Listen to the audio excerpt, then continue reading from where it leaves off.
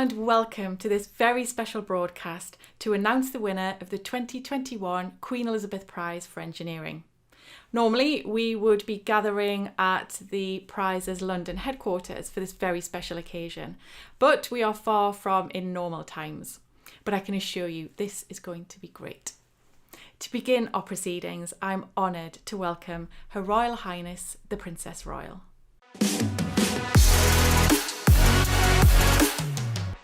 At the announcement of the winners of the 2019 Queen Elizabeth Prize for Engineering 2 years ago, none of us could have imagined the situation in which we find ourselves today.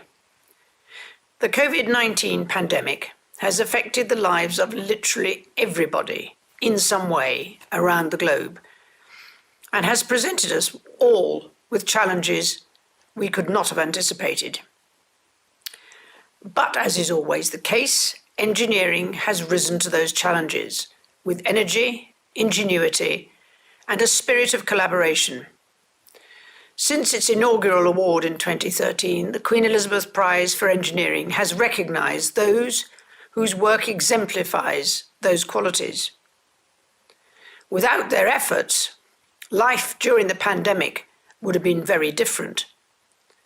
The pioneers of the internet and the developers of digital imaging systems and GPS have enabled us to keep in touch with friends and family and to continue to do business across the globe. Society's attention has focused on medical engineering and the new methods of drug delivery to treat COVID-19, and the search for a vaccine to enable us to return to a level of normality. COVID-19 has illustrated just how much the world relies on engineering and engineers. Across the profession, the response to the pandemic has been exemplary. From testing systems and ventilators to communication and health infrastructure, every facet of engineering has played a part. Engineering has truly been at the heart of society's response, and I thank you all for the work you have done and continue to do as we seek to overcome these challenges. The ambition and scale of the work of all the Queen Elizabeth Prize winners highlights the very real link between engineering and innovation. They are interdependent. Their work serves as an inspiration for all young people around the world who are looking for a career where they can be challenged, where they can share knowledge with people from a wide range of backgrounds and with different experiences, and can achieve things that genuinely make a difference to people's lives. Shortly, we will discover who has been awarded the 2021 Queen Elizabeth Prize for Engineering. Their work will have had a profound impact on the lives of people around the globe and, like previous laureates, will show clearly the huge role played by engineers in providing solutions to some of the world's most pressing challenges. To them, I extend my congratulations and gratitude, and to all of you involved in the profession, at whatever stage in your career and wherever your work is carried out. Thank you. Thank you so much, Your Royal Highness. Such inspiring words there. Now, engineering is for all ages, and each cycle we invite young people from around the world, aged 14 to 24, to design a trophy that'll be presented to the winners of the Queen Elizabeth Prize. It's a competition which has global appeal and allows entrants to really demonstrate their creativity, design skills, and an understanding of structures and manufacturing, all essential qualities for an engineer. To tell us more about this and to reveal this year's winner, I am delighted to introduce the chair of the Create the Trophy judging panel and the director of the Science Museum Group in the UK, Sir Ian Blatchford.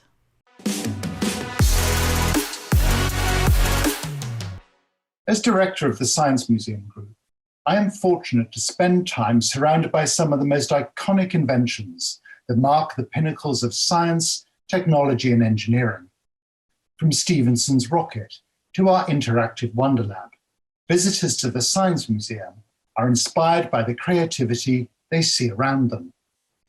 It has also been such a pleasure to see the same imagination in the designs for the Create the Trophy competition, a global field of 2,000 entries using simple shapes to build complex, engaging, thought-provoking trophies, fitting the brief. To design a trophy which combines both the prestige of the QE Prize and the spirit of modern engineering. I was delighted to share the judging with structural engineer Roma Agrawal, architect Rebecca Ramos, and materials engineer Zoe Lachlan.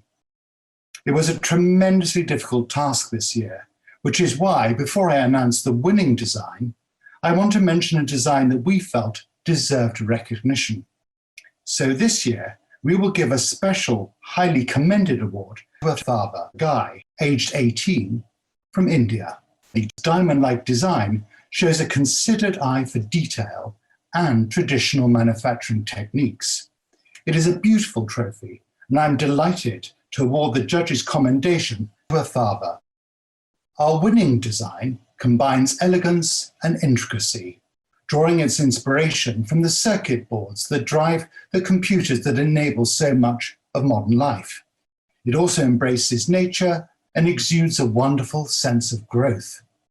I'm therefore delighted to announce that the winner of the 2021 Create the Trophy competition is Hannah Goldsmith, aged 20, from the United Kingdom. My warmest congratulations to Hannah and to Athava, and my thanks to all the competition entrants for making our judging process so stimulating and enjoyable.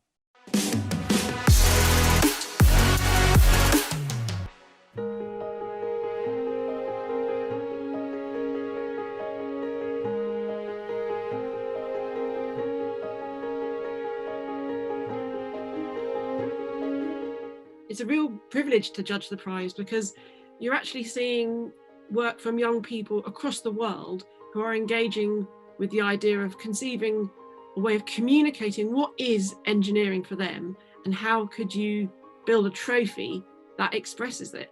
And it's a lovely insight into the minds of the next generation of engineers. The quality and range internationally of entrants was really extraordinary. And the reason I say that is it's not just the number of countries, but also people in their designs also reveal quite a lot of the design language of their own country. And so genuinely trying to choose a design that has an international appeal is an interesting and new challenge because it's not just the volume that's increased, but the true international diversity. We saw some really interesting designs throughout all the submissions this year. It was very difficult to get down from the 10 to an inner shortlist because all 10 could not have been more different. Very exciting and also very annoying if you're a judge. But what really stood out was that the design was able to express the idea that the designer had, not only in the shape and in the way that the elements of this design were considered and created the base, but also in the materiality. First and foremost, I want to take an idea of the silhouette of the object. Like, what does it look like from across a room and how am I reading that? And then I'm thinking, what's it like to hold it and hold it aloft? But also, how would you make it? And how might different materials and processes bring out the best in this? And it was quite challenging for us together to try to figure out what's going to be the most amazing way of making it. I have to say that we were particularly struck by Hannah's design because actually it resolved the audacity of design and the pragmatism really rather brilliantly. Hannah's winning design was particularly delicate and interesting, and almost kind of Art Deco circuit board tree of life object, which had these ever so delicate branches and nodes on it. And on one hand it was quite abstract, but at the other end of the spectrum you could read meaning into it. The quality this year was the best we've ever seen. We were really both excited and rather daunted by the prospect this round.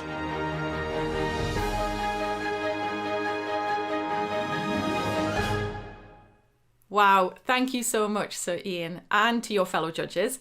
I love that trophy design. I think it perfectly captures the creativity and the curiosity of engineering and is such a fitting way to honour our 2021 winners. Which brings me to the main event. To be awarded the Queen Elizabeth Prize for Engineering is to have been responsible for an innovation that has changed the lives of billions of people across the world. Without their work, the way we live, work, travel and communicate would be unrecognisable. Previous winners have brought us access to the internet and the World Wide Web, developed drug delivery systems which provide health benefits to billions of people around the world, enabled digital imaging sensors, and provided free navigational systems for the whole world. Wow! To discover who will be next to be recognised as having reached the pinnacle of the engineering profession, it is my very great pleasure to introduce the chairman of the Queen Elizabeth Prize for Engineering Foundation, Lord Brown of Madingley.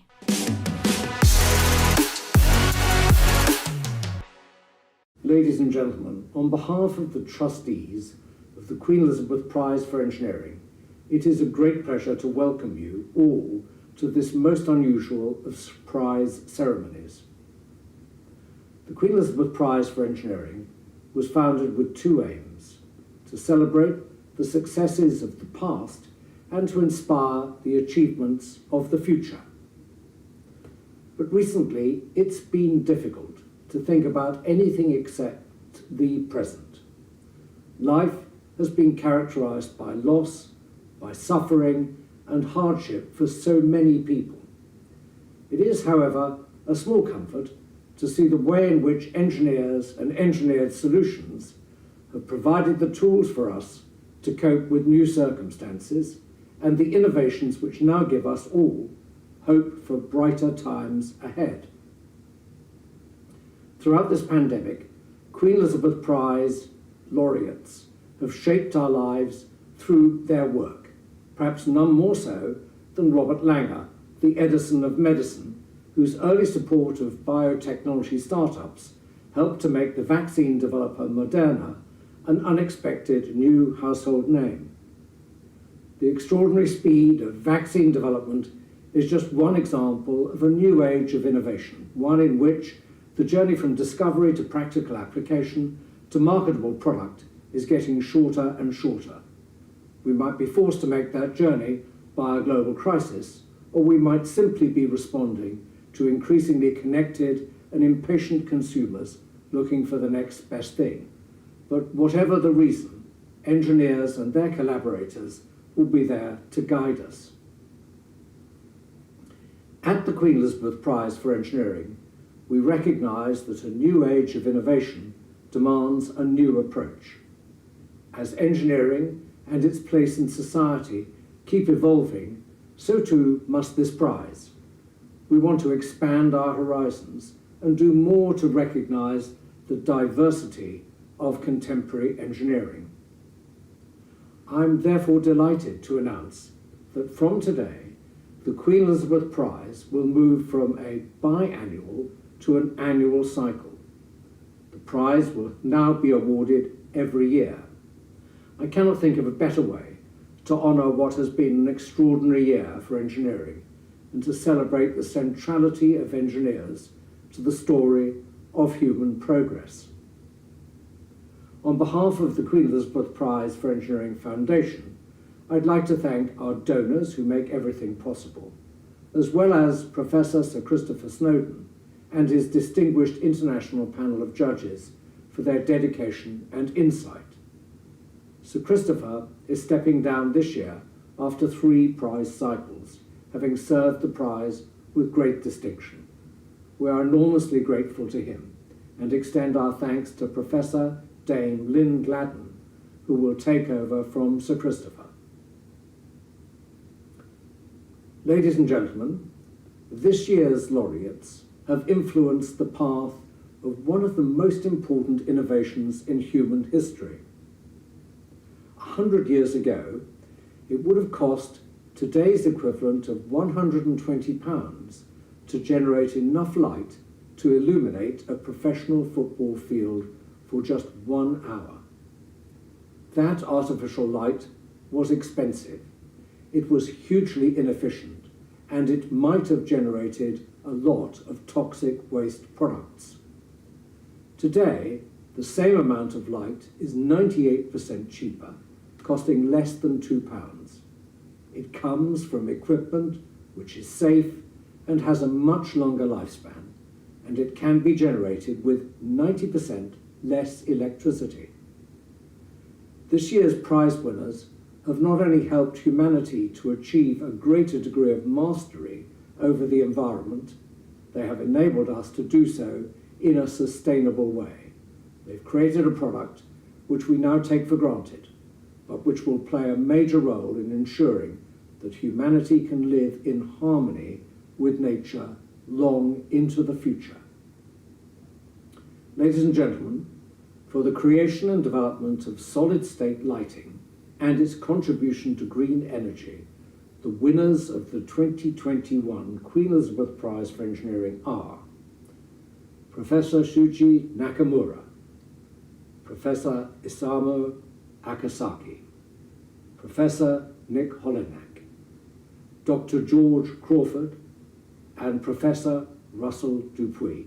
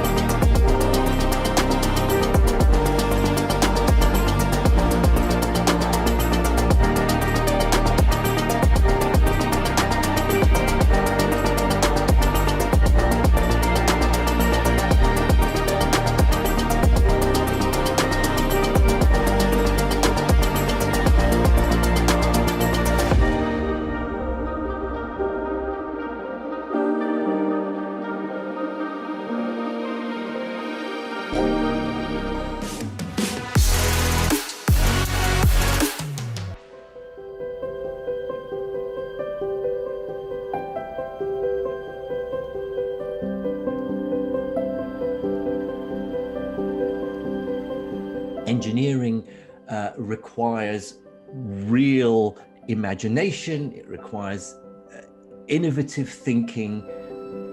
Engineering is about problem solving and creativity.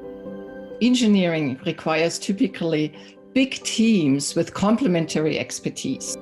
You can really celebrate and enjoy the diversity of engineering. This prize is an incredible demonstration of how long it takes from a first discovery, this first observation, going into a lab, seeing a device shine that you didn't expect to shine. This year's winning entry stood out really not just because it was a really tremendously technical achievement, but also it was rapidly adopted. It was something that's had a very positive impact on society around the world and is widely accessible. LED is a green evolution in lighting. It's an invention that is also made low energy available to a myriad of countries and citizens. You can't stick a pin on the planet right now where you wouldn't find people that are using light-emitting diodes. It is a very special achievement by multiple engineers. It goes from very early scientific work, going back to the early 60s, all the way to now very widely used applications that allow in a very reproducible manner to create these light emitting devices. 20% of the energy that we use is actually for lighting, all right? And by use of LEDs, we can reduce that 20% to 4% because they are so much more efficient. It is best placed in the actual discussion on climate protection with climate neutrality. It's an impact worldwide to many countries, to many communities, in something that is very relevant to our world today. This is for everybody. And that's what makes light emitting diodes so important and so effective. Queen Elizabeth Prize of Engineering puts engineering in capital letters. This century, 21st century, is the century of engineering.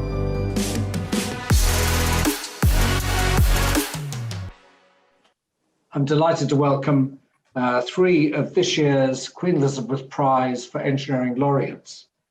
Congratulations to all of you on your achievement, which recognizes the outstanding contribution your work has made to humanity.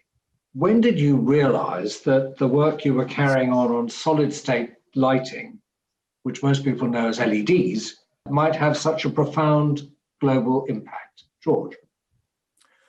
Yes, well, in my case, it was kind of a creeping realization because I've worked on LEDs for 50 years. And in the first years, in the 70s, we actually were selling billions of LEDs for indicator applications. And so they were sold around the world, and we knew that had an impact, but we weren't thinking really of lighting at that time. Lighting, we began to think about that really not until late 80s, early 90s is when you really began to think of the possibility of using LEDs for illumination to replace the incandescent and other type lamps. George and I both graduated from the same university, the same PhD advisor, Professor Holniak, who's also one of the winners. And I recall when I was in graduate school that he had an interview in 1963 with the Reader's Digest, where he predicted white light from light emitting diodes, which was a totally bizarre idea, according to everyone else. But Dr. Holniak knew that it was the most efficient way to take electricity and make light. So he felt that the commercial applications were going to draw this technology forward into the market and become the universal light source. What's the thing that surprised you most then from this technology? I think it's the size of the market and the size of the equipment, the number of reactors in the world, the size of those tools. When I was starting, 1 2-inch wafer was a big thing. And now they have hundreds of wafers per day, thousands of wafers per day that are 12 inches in diameter. So the size has gone dramatically from smaller to larger and keeps getting larger. Your work's already been widely recognized. Professor Nakamura's Nobel Prize. So what does the Queen Elizabeth Prize for Engineering mean to you now? So what does it mean to you? Professor Nakamura, why don't you start? Yes, when I notified that I'm winning the Queen Elizabeth Prize, and my colleagues said, wow, this is the most prestigious award because everybody knows all over the world. Because Queen Elizabeth, everybody knows. So my colleagues said, oh, this is more than a Nobel Prize because everybody knows, most prestigious. So I think in my life, I think in the most prestigious and most important prize, I think.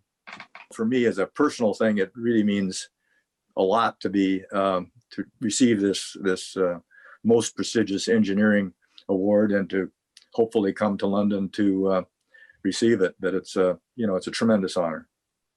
So I think just the value of recognizing engineering by itself would be important, but by connection with the Queen makes it outstanding. And as I said, one that I certainly value as my most important prize.